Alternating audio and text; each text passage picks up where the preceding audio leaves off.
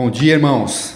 Graça e paz. Estou muito honrado de estar aqui com vocês, fazendo parte desse momento, dessa conferência. Fico muito feliz porque sou missionário, hoje exerço funções como professor, função pública, tenho minha remuneração, mas considero isso a extensão do meu chamado missionário e gosto de ser apresentado e reconhecido como missionário. Recebi o meu chamado quando eu estava na universidade, aqui em Curitiba, cursando agronomia, depois fiz administração de empresas, e aí eu vi, quando eu olhei para a minha vida, quando eu olhei para o futuro, eu entendi claramente que não haveria nenhum projeto maior, mais relevante, mais importante, que valesse a pena investir a minha vida do que a obra missionária, do que a sinalização, a chegada do reino de Deus.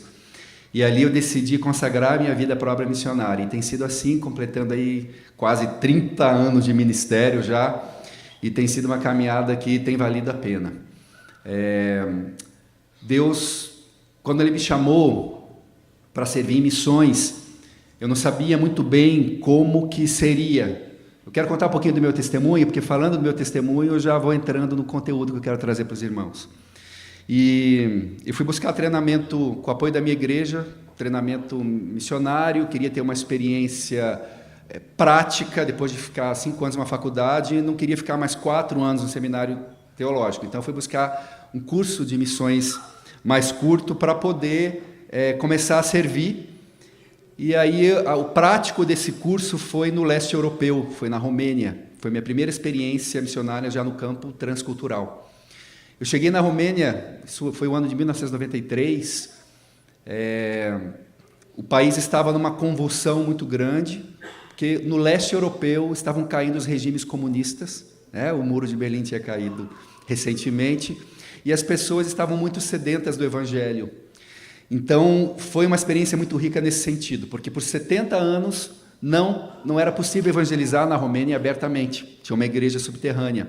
Ela tinha um ditador chamado Nicolae Ceausescu, que proibiu, ele ficou famoso por um dos atos dele, foi mandar recolher todas as Bíblias do país, para vocês terem uma ideia, ele mandou fazer papel higiênico das Bíblias. E quando eu cheguei lá, Ceausescu tinha caído, ele tinha sido deposto, e as pessoas estavam muito sedentas do Evangelho. Então, foi muito bom para mim, nesse sentido, mas eu continuava buscando de Deus uma direção, porque o país estava em frangalhos, havia muita pobreza, eu tinha dinheiro e não tinha o que comprar. E eu me questionava, mesmo evangelizando, e as pessoas sedentas de Deus, de Jesus, eu me questionava sobre o meu modelo de missão. Eu vou falar de Jesus, elas vão aceitar Jesus, a alma delas vai para o céu, mas o que elas vão comer hoje à noite? Será que a missão da igreja é o povoamento do céu, ou a missão da igreja é o discipulado das nações? 2 paradigmas missiológicos. E isso me incomodava, como me incomoda até hoje, como um cristão brasileiro. Eu espero que incomode você também, porque nós somos a 3ª maior comunidade evangélica do mundo. As nossas igrejas, temos igrejas em cada esquina, uma igreja em cada esquina, essa que é a verdade, praticamente. A nossa igreja é rica de recursos materiais e principalmente humanos, e, no entanto, o nosso país continua tendo alguns títulos que nos envergonham. Estamos entre os 10 mais desiguais do mundo, estamos entre os 10 mais violentos do mundo, temos problemas gravíssimos de violência contra mulheres, temos problemas gravíssimos de violação de direitos de crianças, temos uma pobreza extrema, temos muitas questões, e uma igreja forte, que tenha um mandato de ser sal e luz nesse contexto. E mais interessante que Deus me mostrou isso muito claramente, essa angústia, esse dilema, no leste europeu. E lá eu entendi que o modelo missiológico do século XXI não pode mais ser o modelo reducionista que vê as pessoas como almas. O ser humano é mais do que uma alma. E o reino de Deus é mais do que o povoamento do céu. Porque existe uma dimensão presente e terrena do reino. É o reino agora, mas ainda não. Vocês entendem isso, irmãos? Amém? Tanto que, na oração que Jesus nos ensinou, ele disse: venha o teu reino, seja feita a tua vontade, assim na terra como no céu.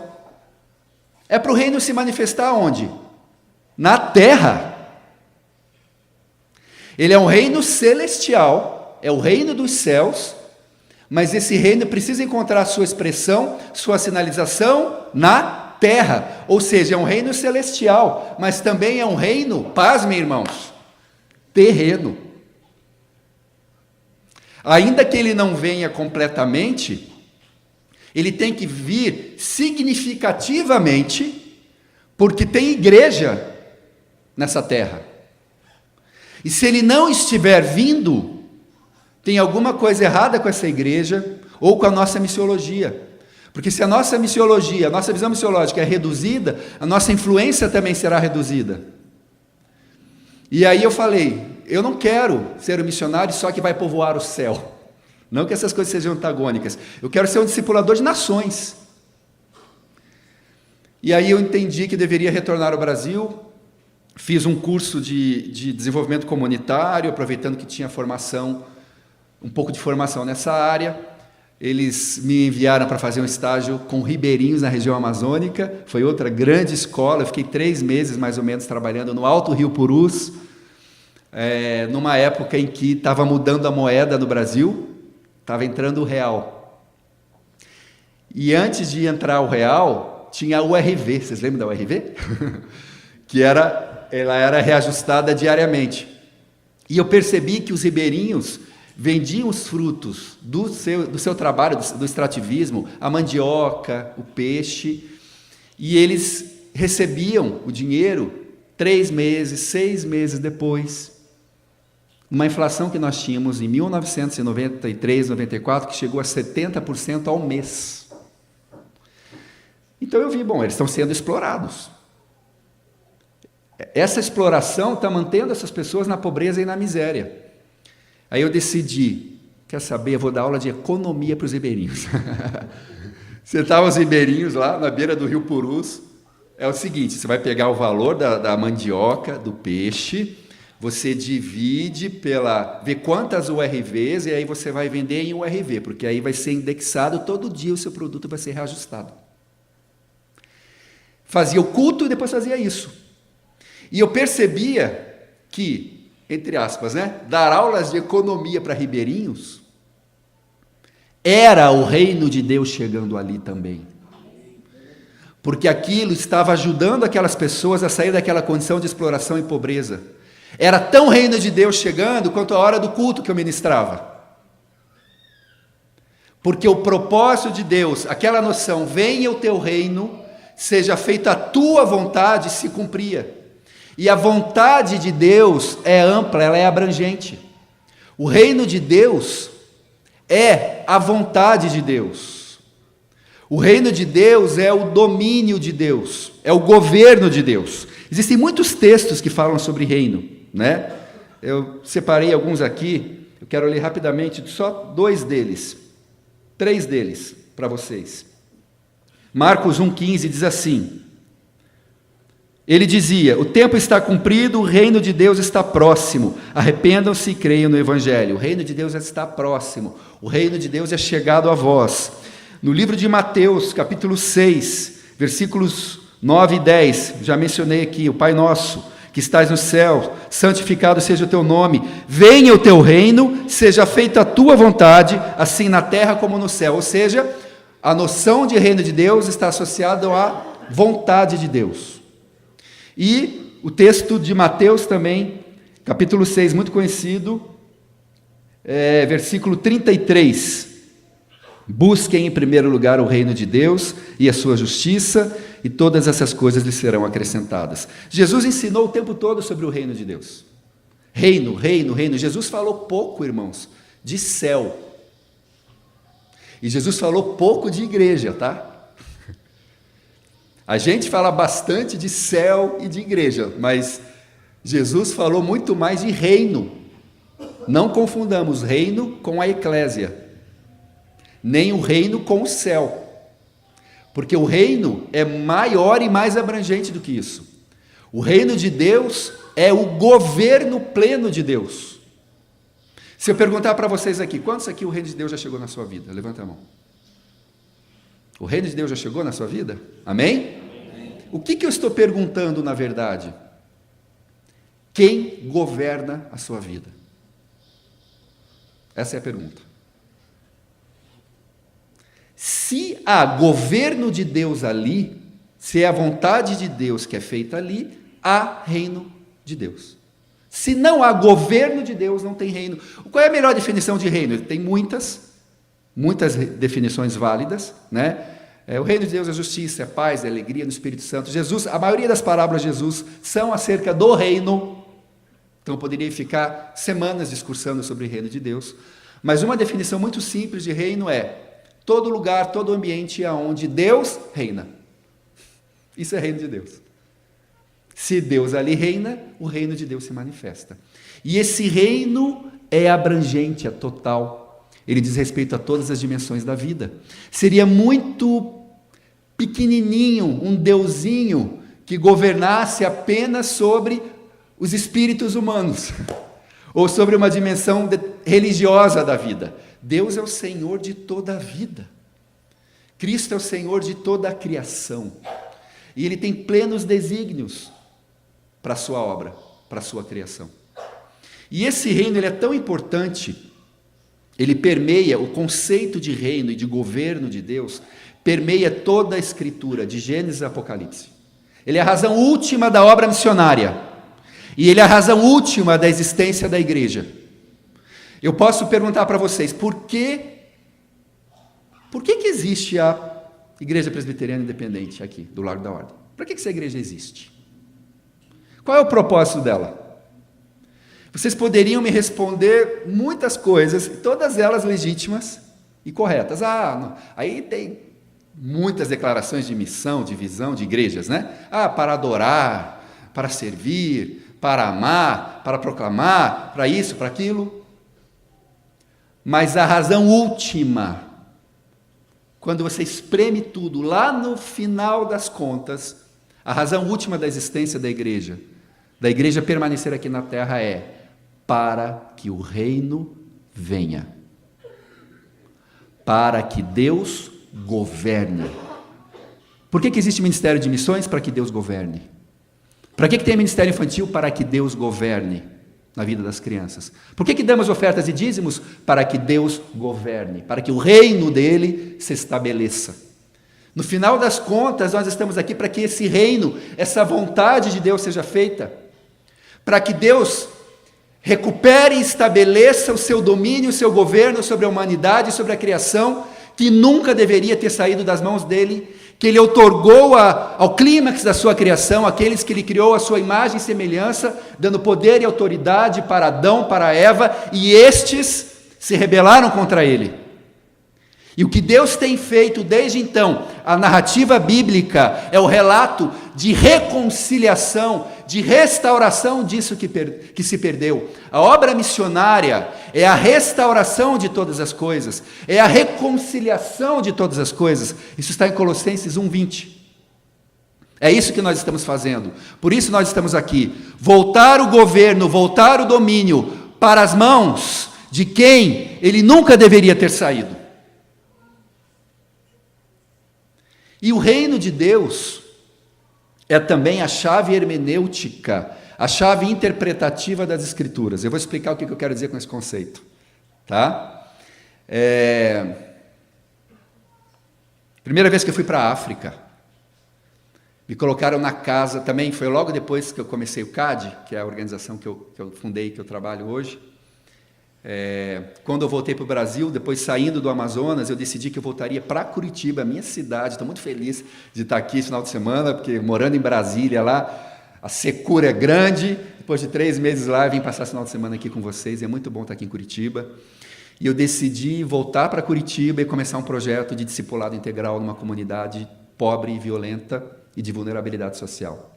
Porque eu acredito que o reino de Deus, eu acredito que a igreja tem que ir aonde ninguém mais quer ir.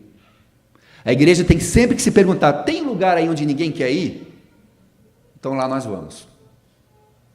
Porque se a igreja não quer ir, não for, quem irá?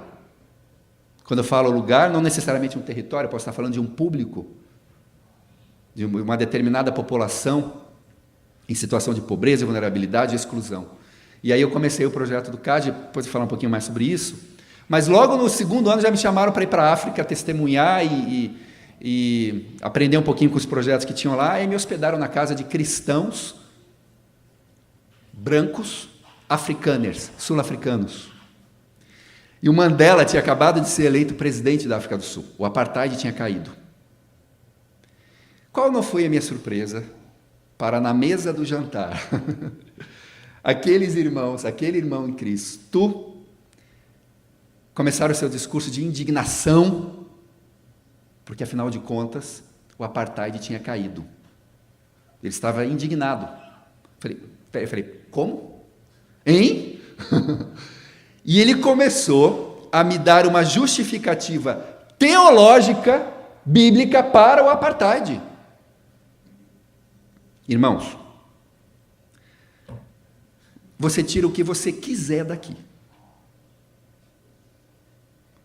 A Bíblia já foi usada para justificar guerras, o sistema escravocrata, o apartheid. A Bíblia é a mãe de todas as heresias. Não teve nenhuma heresia que não tenha saído da Bíblia. E eu percebi que o que aquele homem fez foi, ao invés de adequar a visão de mundo dele à verdade, eu creio que isso aqui é a verdade de Deus revelada. Os irmãos creem? Amém. Ao invés de adequar a visão de mundo dele à verdade de Deus revelada, ele tentou adequar a verdade revelada à visão de mundo dele. E encontrou justificativas para isso. Ou seja, ele tinha uma outra chave hermenêutica. Estão entendendo? Ele tinha uma outra chave interpretativa. E ele justificou essa chave hermenêutica, essa maneira como ele dá sentido ao mundo, na palavra. Isso não é novidade. Quando eu me aproximo das Escrituras, necessariamente eu tenho que usar óculos. Não tem jeito. Todos nós usamos óculos para ler as Escrituras, sabia disso? E eu não estou me referindo a esse óculos. Estou me referindo ao nosso sistema de crenças, a nossa cultura, a nossa vivência espiritual e religiosa. Nós carregamos conosco isso. E nós, quando vamos ler a Bíblia, nós fazemos elaborações. A verdade, ela é supracultural e supratemporal, mas a elaboração dessa verdade, numa proposta missiológica e teológica, se dá em contexto, irmãos.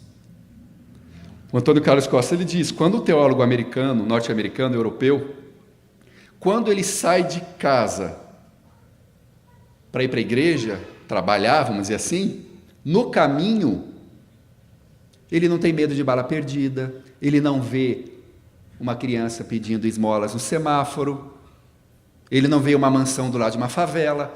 Então, na elaboração teológica e missiológica dele, não vai ter essas questões, não é um problema para ele. Não é um problema para ele.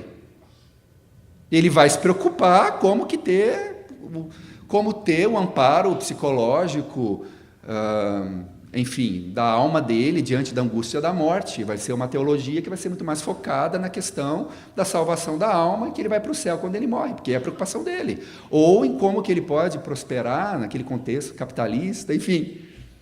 Ele vai fazer elaborações teológicas e missiológicas a partir do contexto dele. E o nosso contexto? O que o contexto brasileiro exige? Hoje a gente já orou pela nossa nação.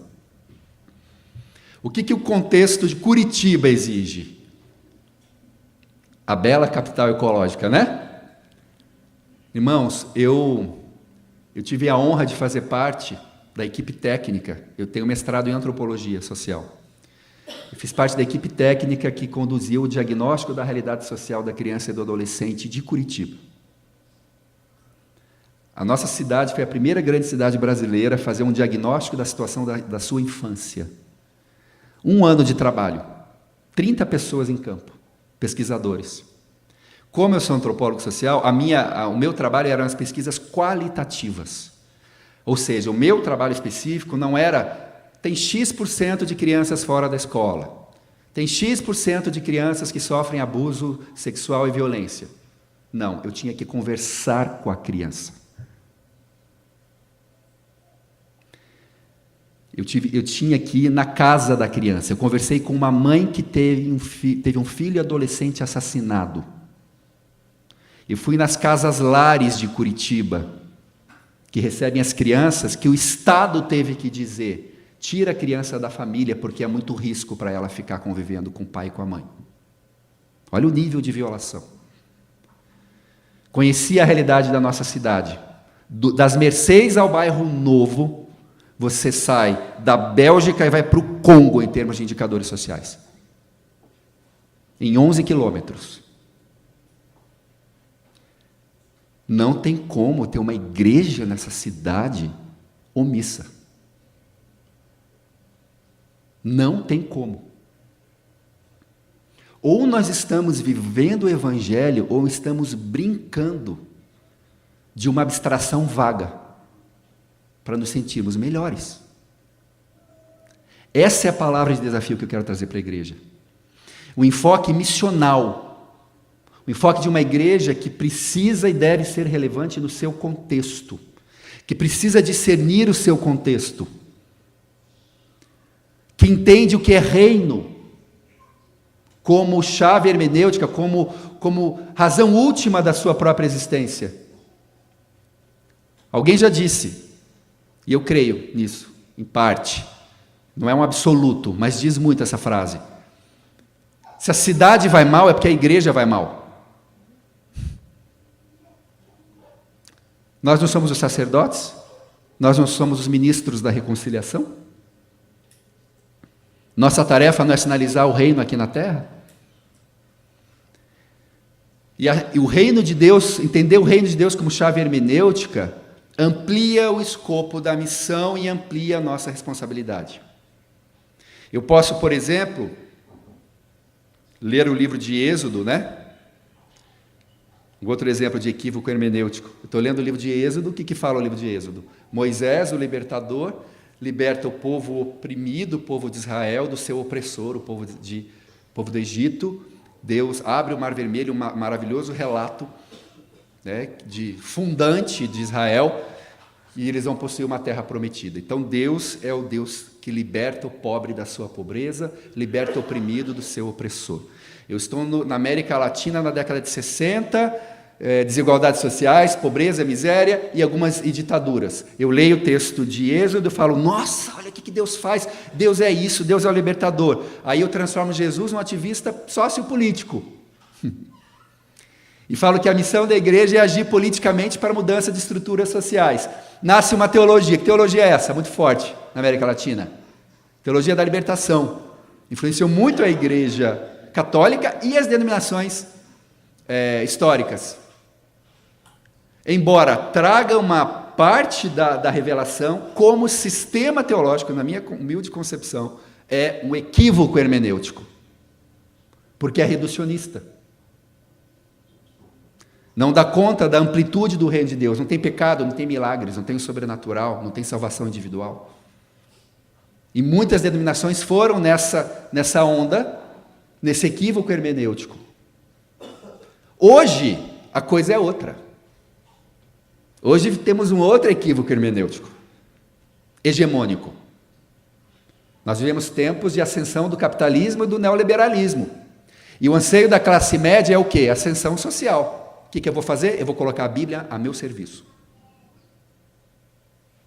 A serviço da minha visão de mundo. Eu transformo Deus num Papai Noel cósmico. Ele existe para me abençoar. Ele existe para me prosperar. Meu Deus, é só ligar a televisão. Os pregadores gospel. Aquilo é tudo menos o evangelho do reino de Deus. Aquilo é sacralização do capitalismo. Aquilo é equívoco hermenêutico. Aquilo é pegar o que a Bíblia fala de prosperidade, que se é isso, prosperidade material, se é isso, eu transformo nisso. E faço desses versículos os ordenadores da minha visão de mundo, da minha visão teológica e missiológica. Então, o meu alvo é, se eu tenho um apartamento, se eu estou no aluguel, é comprar um apartamento. Se eu já tenho um apartamento, é ir para um maior. Se eu estou num grande, num bairro mais ou menos, é ir para um grande de classe alta. Se eu tenho um carro ano X, é para um carro ano Y. E vai, e vai, e vai, e vai, e nunca vai saciar você. Eu sacralizo esse sistema. Equívoco hermenêutico. Mas essas coisas não acontecem aqui em Curitiba, não. Não tem esse tipo, não. Tá bom. Aqui não tem isso, não. Então, qual seria a chave hermenêutica, a chave interpretativa? Que óculos que eu tenho que pôr para ter uma leitura equilibrada, contextualizada, aceita pela igreja histórica, pelos pais da fé? A chave hermenêutica, o que dá sentido ao todo das Escrituras, é o reino de Deus. O governo de Deus. A partir de uma tríade, que bom que eu estou numa igreja reformada, né? Porque isso é teologia reformada na veia. A partir de uma tríade teológica que os reformadores da igreja do século XVI nos trouxeram, e que é muito importante. Os reformadores da igreja nos ensinaram o seguinte: o relato bíblico é o relato desta tríade, né? Criação, queda e redenção. Ou seja, a Bíblia é a história de uma criação, de uma queda e de uma redenção. Tá? Criação. Quantos aqui creem que Deus é o Criador de todas as coisas? Levantem a mão. Amém? Tem um Deus que é Criador de todas as coisas. Só aí eu já tenho um argumento para uma teologia integral e abrangente. Por quê? Se Deus é o Criador de todas as coisas, não pode haver nenhuma dimensão da vida criada sobre a qual Ele não deva governar. Ok? Muito bem. Ele tinha plenos propósitos para a sua criação. Só que aconteceu um probleminha. Um probleminha.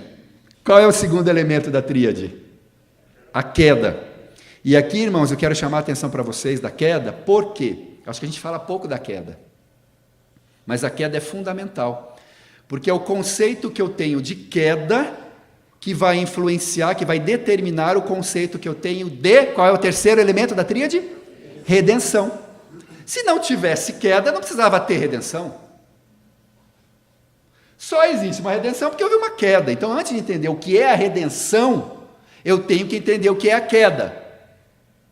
E aí vai a pergunta: quais foram os elementos da criação que foram afetados pela queda? Todos, tudo é que os reformadores nos ensinaram como depravação total. Depravação total, o que é isso? Eu achava esquisito, todo mundo é depravado agora, que negócio é esse, né? Depravação total não está falando de intensidade do pecado. Depravação total fala da amplitude do pecado. Nós estamos num mundo em que tudo é menos do que deveria ser. Nós vivemos num mundo em que tudo caiu. O pecado afetou todas as dimensões da vida. Nós conosco mesmos, com a criação. A ardente expectativa da criação aguarda a manifestação dos filhos de Deus, diz a Bíblia em Romanos. A natureza caiu. A nossa relação com Deus se rompeu. A nossa relação uns com os outros se rompeu. Esse é o quadro do ser humano sem Deus. Isso é o que a Bíblia ensina. Mais do que isso, a condição do homem natural sem Deus é de inimizade. Isso é politicamente incorreto falar hoje, mas é o que está na Bíblia, né? O homem está em situação de inimizade com Deus. Mas tem a boa notícia. Deus não nos deixou nesta condição. terceiro elemento da tríade é a redenção. E por definição, a redenção não pode ser menor do que a queda. Que Deus é esse que operaria uma redenção menor do que a queda? Se a queda afetou todas as dimensões da vida criada, quanto mais a redenção que há em Cristo Jesus não restaurará todas as coisas para a glória dele. Aonde abundou o pecado, como eu posso reduzir o escopo da redenção ao povoamento do céu, à salvação de almas? Quando eu entendo isso, esse conceito de redenção, muda o escopo da missão. Sabe mais coisas que eu aprendi no diagnóstico da criança de Curitiba? As melhores casas de abrigamento, de proteção da infância da nossa cidade, são aquelas que começaram com as igrejas. Igrejas entenderam que isso fazia parte do escopo da sua missão, acolher uma criança que teve seu direito violado. As melhores casas. Alguns dos melhores projetos de acolhimento de população de rua, por exemplo, de recuperação de drogados, nascem da igreja. Uma igreja relevante, uma igreja transformadora, uma igreja que se importa. O famoso reformador social, pastor, primeiro-ministro da Holanda, Abraham Kuyper, disse: não há um só centímetro em todos os domínios da nossa vida humana sobre o qual Cristo, o Senhor de todas as coisas, não clame, é meu.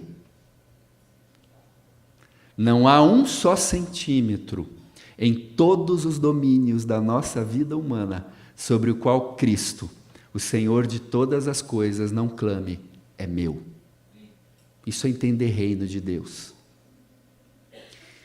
E para concluir, uma outra reflexão que eu poderia pregar só sobre isso, mas eu quero deixar brevemente com vocês, irmãos, é o seguinte: uma das consequências de nós entendermos a amplitude do reino de Deus como o governo total de Deus é que, além de mudar a nossa compreensão do escopo da missão da igreja, muda também a nossa compreensão de vocação. Nasce uma teologia vocacional e das ocupações do povo de Deus no cotidiano. Eu vou explicar. Porque uma visão fragmentada da vida, uma visão dicotômica da vida, que separa sagrado e profano, espiritual e físico, céu e terra, que é equivocada, justamente porque não é integrada, não é abrangente, leva também a um clericalismo extremo.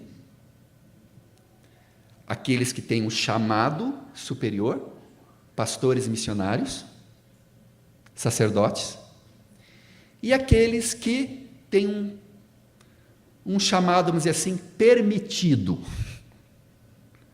que é para atuar no âmbito secular. Arranque essas palavrinhas do seu dicionário. Ok? Você ainda encontra no século 21 crentes dizendo assim: na minha vida cristã, eu faço tal coisa. Ele vai dizer o que ele faz na igreja. Célula, grupo caseiro, não sei o quê, sou diácono, tá. E na minha vida secular, eu faço, ele vai dizer o que ele faz. Sou advogado, médico, engenheiro, blá, blá. Falei, como assim? Você tem duas vidas? Uma vida cristã e uma vida secular? O que é isso? Eu vou dizer uma coisa, irmãos. Crente não tem vida secular. Dá para ouvir um amém? Amém? Crente não tem vida secular. Como é que é isso? Uma parte da vida é cristã, a outra não. A outra é como todo mundo. Quer comais, quer bebais, ou façais qualquer outra coisa, fazei tudo para a glória de Deus. Sabe o que significa? Sem nenhum demérito para a atividade, mas era uma atividade socialmente não muito valorizada, eu posso limpar o chão da igreja glorificando a Deus. Eu posso limpar o chão da igreja como resultado de um chamado, Ele me chamou para isso, e eu posso limpar o chão da igreja de uma maneira consagrada, ao mesmo tempo que eu posso pregar para o Maracanã lotado de uma maneira não consagrada. Não é o que eu faço, é como eu faço e por que eu faço. Eu posso limpar o chão desta igreja, com isso glorificando a Deus, e eu posso ser um pregador famoso na televisão glorificando a mim mesmo. Qual é o seu chamado? Irmãos, o que vocês vão fazer amanhã, 8 horas da manhã, não é menos espiritual do que vocês estão fazendo agora, vindo no culto. Irmãos, o que vocês vão fazer amanhã, 8 horas da manhã, tem que ser resposta de vocês a um chamado de Deus. A um chamado vocacional. Não é só quem escolheu nessa conferência decidiu que vai para a África, para a China, para a Índia. Você tem que amanhã, 8 horas da manhã, ser um missionário.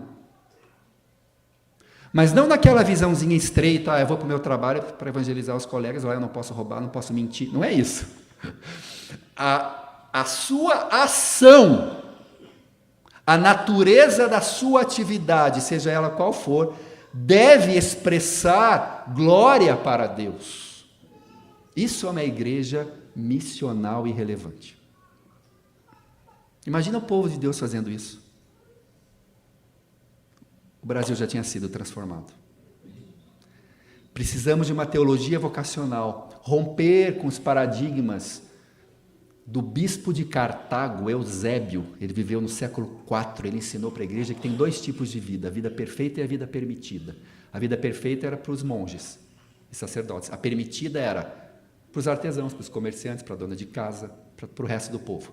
Isso veio na história da igreja, esse clericalismo, esse dualismo. Nós somos um povo que, muitos de nós, dos crentes brasileiros, retém aquela grande alma católica. A gente vem na missa gospel aos domingos e vive a semana a nossa vida secular. Sabe que uma das coisas que a reforma mais tentou fazer foi desconstruir esse dualismo. Nós perdemos um pouco disso. Qual é o sonho para a igreja?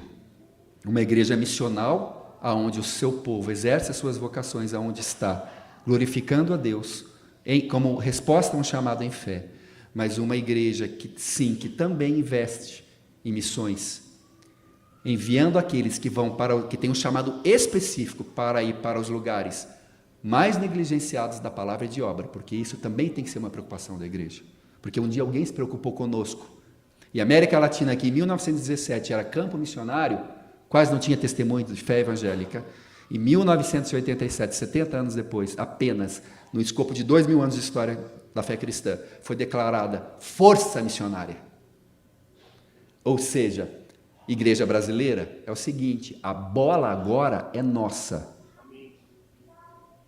Chega daquela mentalidade, venham, me ajude. Bem nossa, né? Típica do nosso povo. Só consigo se ver ajuda de fora. Acabou. A bola é nossa. E vou dizer uma coisa, quem não faz o gol, nesse ponto Deus, Ele é um pai rigoroso. Quem não faz o gol, perde o jogo e leva juízo. Recebe juízo. A tarefa é nossa, é da igreja brasileira.